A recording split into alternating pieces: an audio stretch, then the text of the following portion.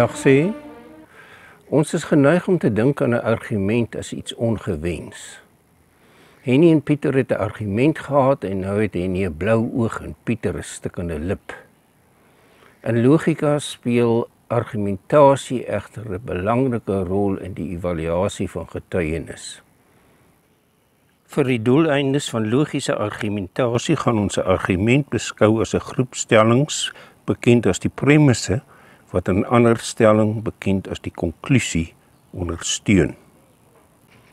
Ons sou byvoorbeeld kon argumenteer dat alle honde soogdier is, dat Wagter 'n hond is en dat hy daarom 'n soogdier is. Kom ons breek nou die argument op in premisse en 'n konklusie. Die eerste premis beweer dat alle honde soogdiere is. Die tweede premis beweer dat Wagter 'n hond is. Daaruit kom ons tot die konklusie dat Wagter 'n soogdier is. Vir 'n argument van hierdie aard om grondig te wees, is daar twee vereistes. Die premisse moet waar wees en die logika moet geldig wees. Let daarop dat die eerste premis op 'n definisie berus. Alle honde is per definisie soogdiere. Dit is dus 'n noodwendige waarheid en die konklusie is 'n sekerheid. Kom ons kyk nou nog 'n argument.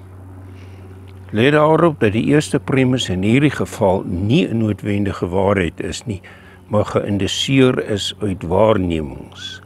Die konklusie is derhalwe nie 'n sekerheid nie, maar slegs 'n waarskynlikheid.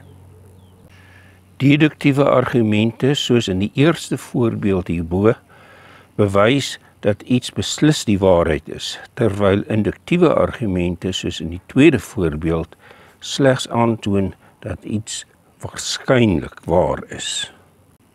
'n Deduktiewe argument met waar premisse en geldige logika is 'n grondige argument.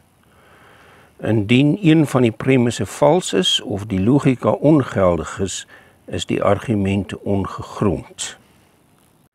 'n Induktiewe argument met waar premisse en sterk logika is 'n oortuigende argument.